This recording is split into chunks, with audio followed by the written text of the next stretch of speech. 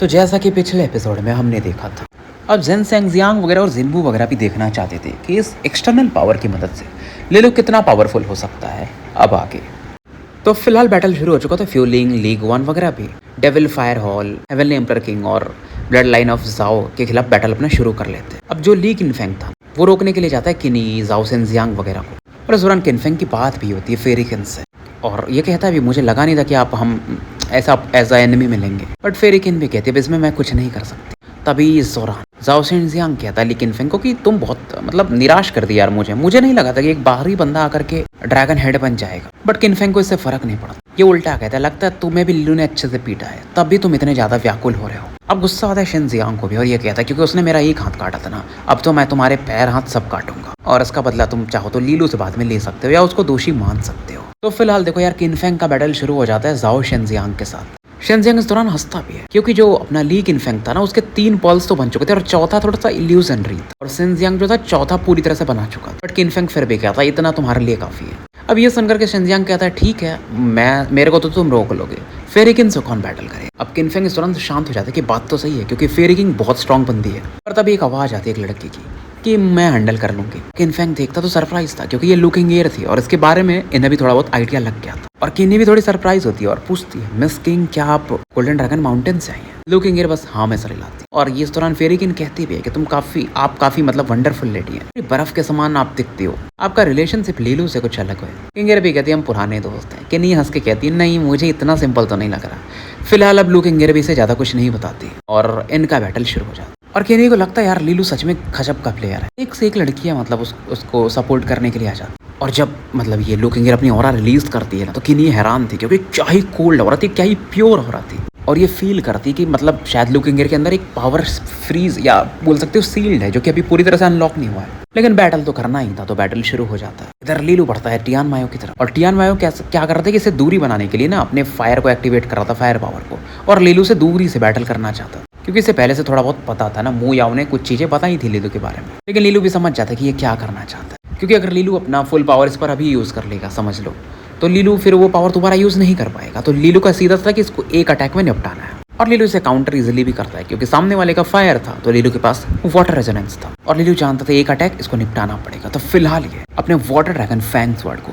Manifest करना शुरू करता है, प्रकट करना शुरू करता है। अब जैसे ही वाटर ड्रैगन फैंग स्वॉर्ड प्रकट होता है ना तो आसपास एक स्वॉर्ड क्राई के आवाज लोग सुन सकते थे, एक अलग ही ना तलवार की जो ऑरा होती है वाली वैसा एक साउंड प्रोड्यूस होना शुरू हो जाता और टियान मायो फील कर सकता थी ऑरा काफी फियर्स है और वो समझ जाता कि लीलू सीधा इसके सामने तुरुप का इक्का निकाल रहा है अपना। तो ये भी सोचता है कि अगर मैं इसका ये अटैक झेल गया तो फिर आगे के बैटल में मेरे लिए फायदा होगा, मैं लीलू को निपटा सकता। और लीलू भी समझ रहा था इसका डिफेंस ये पूरा अपना एक्टिवेट कर देता है अपना टियान मायो और लीलू को समझ में आता है एक तलवार काफी नहीं होगा तो मैं दूसरा भी रिलीज करता हूँ। और इस दौरान स्पेस में एक और तलवार प्रकट होती है स्वॉर्ड मैनिफेस्टेशन जो कि ग्रीनिश कलर की ऑरा में दिख रही थी क्योंकि देखो लीलू ने पहले ही इसका एक शैडो बना लिया था और इस दौरान यहाँ पर जो इसने वो बैप्टिज्म वगैरह में कल्टीवेशन किया था तो फाइनली ये वुड ड्रैगन फैंग स्वॉर्ड बनाने में भी कामयाब हो गया था। अब टियान मायो जब ये ऑरा फील करता है तो इसका एक्सप्रेशन बदलता है कि शायद ये ऑरा को ये झेल नहीं पाएगा, आराम से ये ग्रेटर कंप्लीशन अपर सोल एक्सेशन लेवल का ड्यू घाट होगा।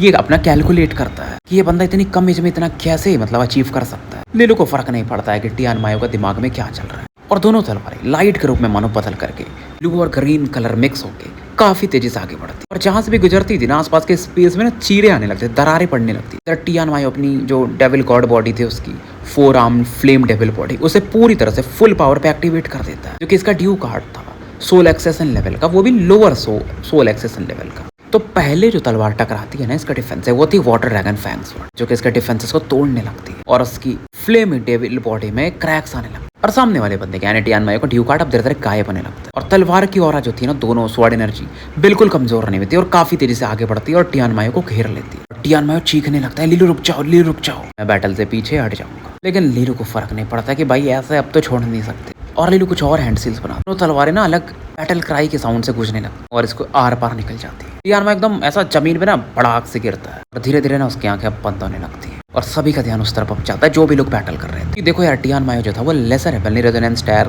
में लगभग पहुंच गया था, हाफ स्टेप बोल सकते हो। लीलू के एक अटैक में मारा गया था। हालांकि लीलू ने इसमें अपना थोड़ा सा एक्सटर्नल पावर भी यूज किया था अपने भेड़िए का ताकि इस अटैक को पूरी तरह से फुल पावर पे यूज कर पाए। जैसे इस समय जुजू, जुडायू, जोंगसा और जियांग वानी उसको एकदम ध्यान से ऑब्जर्व कर रहे थे और इन्हें याद आता है क्योंकि इनके एल्डर्स ने बताया था बहुत पहले कि बहुत समय पहले की बात है, आज से 15-20 साल पहले 2 लोग हुआ करते थे जो कि पूरे इस हेवनली वर्जिन डिवाइन कॉन्टिनेंट को रूल करते थे। एक का नाम था ली टाइप्स-1 और दूसरे का नाम था टान टाइलन, और ये उनका बेटा था। और लीलू भी एकदम उन्हीं की छवि दिख रहा था डोमिनेंट करने में, मतलब इस पूरे कॉन्टिनेंट को। धीरे धीरे वो उस रास्ते पे बढ़ चला था और सबको पता था जब ये, तो देखो फिलहाल टियान मायो निपट चुका था और लोग हैरान इसलिए थे ना, इवन अगर जाओयान या मू याओ एक भी बार मारना चाहते ना इस बंदे को, टियान मायो को, तो नहीं मार सकते थे एक अटैक में। उनको एकदम फियर्स बैटल करना पड़ता, बट यहाँ पर मैटर एकदम ईजिली लीलू ने निपटा दिया था। और लीलू उसके पास स्लो डाउन नहीं होता, एकदम शांत था। उसका ध्यान जाता जाओयान, मू याओ और किनिंग पर। और जब वो देखते ना लीलू इनकी तरफ देख रहा, तो वो भी थोड़े से बहुत चक्के होते हैं, क्योंकि वो जो लीलू का टेक्निक था ना, 2 ड्रैगन फैंग्स वर्ड्स, बहुत कातिल टेक्निक था। और लीलू की निगाहें रुकती कहाँ पर है, जाओयान की तरफ। ये बंदा शुरुआत से प्रॉब्लम कर रहा है और उसको निपटाना जरूरी है। इवन यहाँ पर भी ये प्रॉब्लम कर रहा है इन एनलाइटनमेंट फ्रूट्स को हासिल करने में। और जाओयान तुरंत ही अपने आसपास एक डिफेंसिव बैरियर बनाने लगता है अपनी रेजोनेंट एनर्जी के थ्रू। लीलू निकालता है अपना अस्त्र, ब्रह्मास्त्र कह सकते हो, अपना धनुष, क्योंकि ये भी एक कातिल चीज था। और लीलू साथ में निकालता है जो इसको वो थंडर रूनिक एरो मिला था 5th ग्रेड का रॉयल एनग्रेविंग। जियांग जाओ जिंगियो या किसी का तो था वो, साथ में ये वुल्फ के पावर को यूज कर रहा। तो ये आराम से फुल पावर अगर आप देखोगे तो 2 ड्रैगन फैंग्स वर्ड से भी ऊपर जा सकता है। जाओयान के लिए शायद ये काफी, चाहे जाओयान के पास कुछ भी लाइफ सेविंग टेक्निक हो, ये काम कर जाएगा लीलू के हिसाब से। जैसे ये इस तीर को एक्टिवेट करता है ना, धीरे धीरे वो एक शेप लेना शुरू करता है और उसमें बढ़ते जाती है। जाओयान ध्यान से देख रहा, यहाँ से निकलने को देखता है, लेकिन लिंगजिंग आकर के इसे रोक लेती है, क्योंकि इससे ली लिंगजिंग आके इसको ब्लॉक कर देती है, मतलब बैटल करने लगती है। तो अब ये भाग नहीं सकता और लोगों को भी समझ में आता है क्या जाओयान भी यहाँ पर निपटने वाला है, मतलब जूजू ऐसा बोलती है।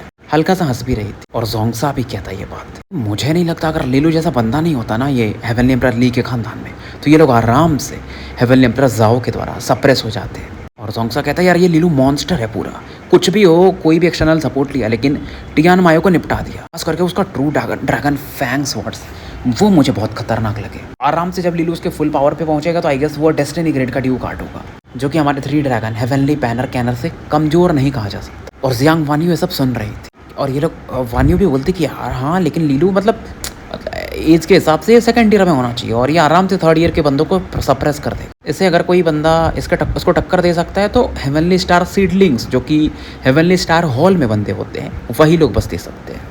अब इतनी तारीफ करता है ना जोंगसा, तो जियांग वानियो भी कहती है यार मानना पड़ेगा इस बंदे को। लेकिन जब ये बैटल चल रहा था अचानक से तो बड़ा सा ट्री मैंने जिसकी बात की थी यहाँ पर आगे दूर में थोड़ा सा, वो चमकता और वहां से कुछ अटैक्स गोल्डन लाइट्स सभी लोगों की तरफ पड़ने लगते। इन्हें डिवाइन गोल्डन क्लॉड ब्रॉन्ज कॉन्डोर्स कहा जाता है, बहुत सारे आते। अब लीलू भी जब ये देखता थोड़ा सा चिंतित होता, मानो दूर से कोई सभी को देख रहा हो। और फिलहाल थोड़ी अफरा तफरी मच जाती है इस गोल्डन लाइट को देख करके। अब लीलू ऑफ गार्ड एक तरह से पकड़ा जाता ना, ये तो तीर को लोड कर रहा था, सही मौका था जाओयान को निपटाने का, एटलीस्ट सीरियसली इंजर्ड करने का। बट बीच में ये गोल्डन लाइट जो कि उस ट्री से आ रही थी, अब ये प्रॉब्लमेटिक हो चुकी थी। और क्योंकि लीलू उसमें फिर भी वुल्फ के पावर को यूज करेगा ना, ताकि इसको और पीक तक पहुंचा सके इस अटैक को, लेकिन अटैक को यूज करने के बाद लीलू भी थक जाएगा, तो इन गोल्डन लाइट से कैसे बचेगा। बट फिर भी लीलू सोचता जो भी हो देख लिया जाएगा। और इस दौरान ली जिंगटाओ आता है, कहता है कि आप अटैक करो, तुम अटैक करो मतलब, और मैं ये गोल्डन लाइट तुम्हारे लिए ब्लॉक करता हूँ। और लीलू फिर मान भी जाता। जिंगटाओ भी कहता है मैं अटैक में अच्छा नहीं हूँ, लेकिन डिफेंड तो कर ही सकता हूँ। ये अपने डिफेंसेस को एक्टिवेट करता है 8 क्या आप कैसे 60, तो इसका एक डायमंड शील्ड टेक्निक था, वो बना देता है आगे में, ताकि लीलू अपना तीर लोड करे और वो अटैक को ये डिफेंड कर लेगा जो गोल्डन लाइट्स आ रही है। और लीलू देखते तो हैरान था, क्योंकि जो डिफेंसेस इस बार इन्होंने बनाया था ना, ये टॉप लेवल का था आराम से, मतलब 4 पॉल टायर 5 पॉल टायर के बंदे भी इसे तोड़ ना पाए। लीलू इनकी तारीफ भी करता है। और फिलहाल लीलू अपने वो 9 ड्रैगन सैंक्टिफाइड बॉडी थंडर पिल अवतार सभी को एक्टिवेट करता है, ताकि इसकी बॉडी फुल कंडीशन में रहे। और लोगों का भी ध्यान जाता है, जो पावरफुल लोग थे, कि लीलू इस बार जाओयान को फिनिश करने के मूड में। और जाओयान थोड़ा पीछे हटने लगता है, अपने दोस्तों साथियों को भी बोलता है कि थोड़ा डिफेंड करो, बस मुझे इस तीर से बचना। उसके बाद लीलू फिर कुछ नहीं कर पाए, तो गुस्सा भी आता है, इसे क्या लगता है मैं टियान मायो के जैसा हूँ, मुझे इतना आसानी से मार सकते हो। तो जाओयान काफी ज्यादा गुस्सा हो रहा था और ये जानता था ये बच नहीं सकता, तो हेड ऑन इसे फेस करना ही पड़ेगा। ये कहता है बस तुम्हारे पास रॉयल एनग्रेविंग नहीं है लीलू, मेरे पास भी है। अब इसके पास जो ये रॉयल एनग्रेविंग था ना, ये एक 7 ट्रेजर पगोड़ा था, मतलब बोल सकते हो कि 6th ग्रेड का ये रॉयल एनग्रेविंग था, डिफेंस के लिए बहुत अच्छा था। ये इसका था फाइनल ट्रम्प कार्ड, तो फिलहाल ये इसे एक्टिवेट कर देता। और इस पगोड़ा में 7 लेवल्स थे, हर एक लेवल पे अलग अलग ट्रेजर्स थे। और फिलहाल लीलू का जो लाइटनिंग ड्रैगन है तो काफी तेजी से आता और इस पगोड़ा से टकरा, खतरनाक लेवल का शॉकवेव चारों तरफ फैलने लगता, क्योंकि कहीं ना कहीं ये 7 ट्रेजर पगोड़ा धीरे धीरे लीलू का अटैक को वीक भी तो कर रहा था, लेकिन फिर भी लीलू का अटैक बहुत पावरफुल। एक आवाज सबको सुनने को मिलती, जाओयान की और ज्यादा फट जाती, क्योंकि 7 ट्रेजर पगोड़ा में धीरे धीरे क्रैक आने लगा। और इसे और गुस्सा होता है, लीलू को गाली मारता है मन ही मन कि इसके जैसा बंदा मेरे लिए खतरा कैसे बन सकता है, क्योंकि कभी इसने सोचा ही नहीं था ना, एक बार इसने ये सोचा था कि चलो ली वू युआन थोड़ा प्रॉब्लमेटिक हो सकता है, लेकिन यहाँ पर तो ये बंदा अलग ही कांड कर रहा है। और finally seven treasure pagoda break कर जाता है, शैटर्ड हो जाता है। ज़ावियन थोड़ा पीछे भागने लगता है एकदम फुल स्पीड में, लेकिन तीर ज्यादा फास्ट था, पहले से डिम हो चुका था, थोड़ी लाइटनिंग पावर कम हो चुकी, लेकिन ये काफी सीधा जाकर के ज़ावियन से टकराता है। इसने जो भी अपने ऑरा से डिफेंसेस बनाए थे, रेजोनेंस पावर थी, ये उन्हें भेदते हुए सीधा इसके छाती में जाके लगता है और एक कटी हुई पतंग के समान एकदम उड़ते हुए जाता है। खून से पूरा लहूलुहान हो चुका था और लोग हैरान थे कि यार ये लिलू ये क्या आज एक और बंदे को निपटाने वाला है मतलब। लेकिन ज़ावियन मरता नहीं है, ठीक है मारता है, मुझे बचाओ, सीरियसली इंजर्ड हो चुका था। जो बाकी लोग थे ना हेवनली एम्प्रेस ज़ाओ के लोग, वो इसकी तरफ दौड़ते हैं कुछ, लिलू भी सोचता है यार ये मरा नहीं। और क्रिम्सन ब्रेसलेट जिसके अंदर अपना वो भेड़िया था वो थोड़ा डिम भी हो जाता है, क्योंकि लिलू ने अच्छा खासा देखो पावर यूज़ कर लिया। लिलू अपना थोड़ा निराशा फील कर रहा था, यार शिट इसको निपटाना था। और ज़ावियन अब यहाँ से भागने लगता है, अपनी टीम से कहता है चलो यहाँ से निकलते हैं। लेकिन तभी ये देखता है कि कोई तो इसकी तरफ पड़ रहा है। ये थी ली लिंगजिंग, जो कि अपने पाइथन स्टाफ को लेकर काफी तेजी से इसकी तरफ पड़ता, आंखों में बिल्कुल इमोशन नहीं, सीधा ज़ावियन पर अटैक कर देता है। कि एक बंदा इस पर अटैक करता है ली लिंगजिंग कि वो पीछे हट जाए, बट उसे फर्क नहीं पड़ता। बंदी बहुत रूथलेस थी, उसने एक बार सोच लिया कि इसको निपटाना है तो निपटाना है। ज़ावियन देखो पहले ही इंजर्ड था, कुछ कर नहीं पाता और उसका खोपड़ी कद्दू के समान फट जाता है। उधर वो जो अटैक था ना वो ली लिंगजिंग के कलाई में आके लगता है और फिर लिंगजिंग इस दौरान पीछे हट जाती है। तो ज़ावियन मर चुका था, जूजू वगैरह को दिखाया जाता है जो कि हैरान थे लिंगजिंग की तरफ देखकर। ये लिलू और लिंगजिंग दोनों खतरनाक लोग हैं। लिलू खुद सरप्राइज था, उसे लगा नहीं था कि लिंगजिंग आगे जाएगी और ऐसा कांड कर देगी, लेकिन अच्छा था। तब देखो ज़ावियन मर चुका था और हेवनली एम्प्रेस ज़ाओ की जो ये टीम आई हुई थी यहाँ पर, ये कमजोर पड़ जाती है। इधर लिलू पर और इधर गोल्डन लाइट्स काफी तेजी से बरसने लगे। ली जिंगटाओ अभी भी इन्हें ब्लॉक कर रहा था, लेकिन उसके डिफेंसेस में अब क्रैक्स आने लगे थे और वो बोलता है थर्ड ब्रदर अब जल्दी करना पड़ेगा, इन्हें मैं ज्यादा देर तक होल्ड ऑन नहीं कर सकता। और फाइनली इनका डिफेंस टूट भी जाता और कुछ गोल्डन लाइट लिलू की तरफ पड़ती। लिलू तुरंत ही अपने वो ड्रैगन विंग्स को एक्टिवेट करता, तभी यहाँ पर एक लड़की प्रकट होती, इन गोल्डन लाइट्स को ब्लॉक कर देती। ये थी अपनी लिंगजिंग, उसके हाथ से अभी भी ब्लड आ रहा था, जो भी वो चुभा था उसको। लिलू भी ब्लैकवुड फेदर फैन से इन्हें हील करता और लिंगजिंग भी मजाक में कहती है मानना पड़ेगा बहुत अच्छा किया तुमने इस बैटल। लिलू भी कहते हैं ज़ावियन तो नहीं मारा था मेरे हाथों से, बट लिंगजिंग कहती सीरियसली इंजर्ड तो हो ही चुका था ना और उसको मारना जरूरी भी था। फिलहाल ना वो जो ट्री था वहाँ से एक रिदमिक साउंड आने लगता और ये गोल्डन लाइट्स धीरे धीरे गायब होने लगता है और वहाँ पर कुटिया सबको दिखाई देती। सभी का ध्यान फिलहाल इस समय उसी तरफ जाता, माहौल पूरा शांत हो चुका था। और देखो यहाँ बैटल भी देखो रुक चुका था क्योंकि टियानमाई और ज़ावियन ने पड़ चुके थे।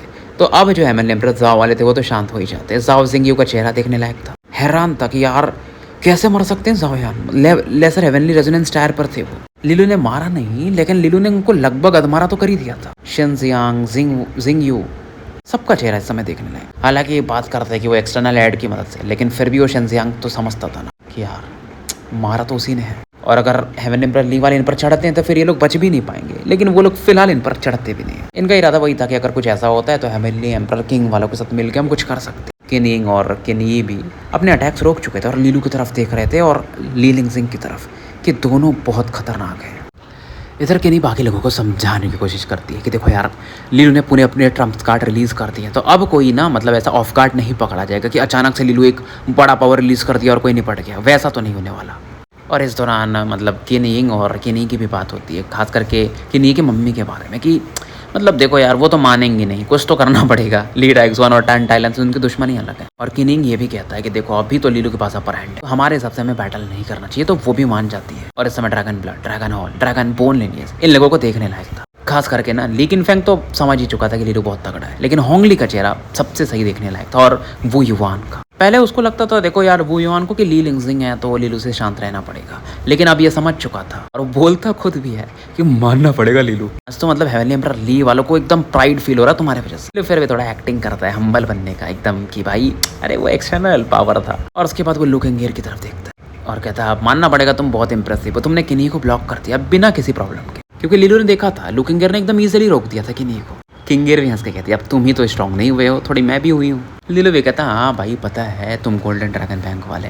फिलहाल अब इसका ध्यान उस एंशिएंट ट्री पर जाता है जो कि काफी आगे था। साउंड जैसे ही मतलब बजना शुरू होता है ना एक टन टन, तो ये जो लाइट इन पर अटैक कर रही थी वो भी शांत हो जाती है और सबको वो कुटिया दिखाई देता है और सब लोग सोच रहे थे क्या है वो जगह, और इन्हें एक व्हाइट एप जैसा भी कुछ दिखाई देता है। और ये जो भी लाइट्स थी ना कॉन्डोर्स थे वो भी शांत हो जाते हैं। तो लोग सोचते हैं अभी सही समय है, मतलब एनलाइटनमेंट फ्रूट को हम इकट्ठा कर लेते हैं। और लिलू कहता भी है कि आप दोनों स्ट्रॉन्गर हो ना, कजिन लिंगजिंग और ब्रदर वू युवान, आप दोनों ट्राई कर सकते। लिंगजिंग तो मान जाती, वू युवान थोड़ा हिचक रहा कि लिलू भाई मान जाता है। अब जैसे ही दोनों आगे बढ़ने वाले थे सभी टीम्स अपने अपने पावरफुल लोगों को आगे भेजती, और जैसे ही ये ट्रेजर जहाँ पर था उसके करीब जाते हैं आवाज आती है उस कुटिया से और हमें वो व्हाइट एप को दिखाया जाता है पत्थर को फिर से पीटते हैं दीवार पे, और फिर से ना ये जो ब्रॉन्ज कॉन्डोर्स से हवा में उड़ने लगते। कॉन्डोर्स मतलब कोई पक्षी है, गोल्डन लाइट की तरह दिखती है, जो कि लोगों के ऊपर फिर से अटैक करने लगता है। और जो भी ये फल थे ना, उन्हें वो कुटिया में गिराने लगती है उस थैस्ट में। पेड़ तो धीरे धीरे खाली होने लगा। सबको समझ में आता है कि जो कॉटेज है, ये कुटिया जो है ना, काफी मिस्टीरियस जगह है। अब लिंगजिंग भी पूछती है लीलू से, जाना चाहिए क्या? लीलू बोलता है नहीं, बट अब क्या ही कर सकते हैं, जाना तो शायद पड़ेगा। तो फिलहाल देखो स्टोरी यहीं समाप्त करते हैं और मिलते हैं फिर कल एक नए वीडियो के साथ। तब तक के लिए मैं आपका साथी एन अल्केमिस्ट AKA मुसाफिर विदा लेता हूँ।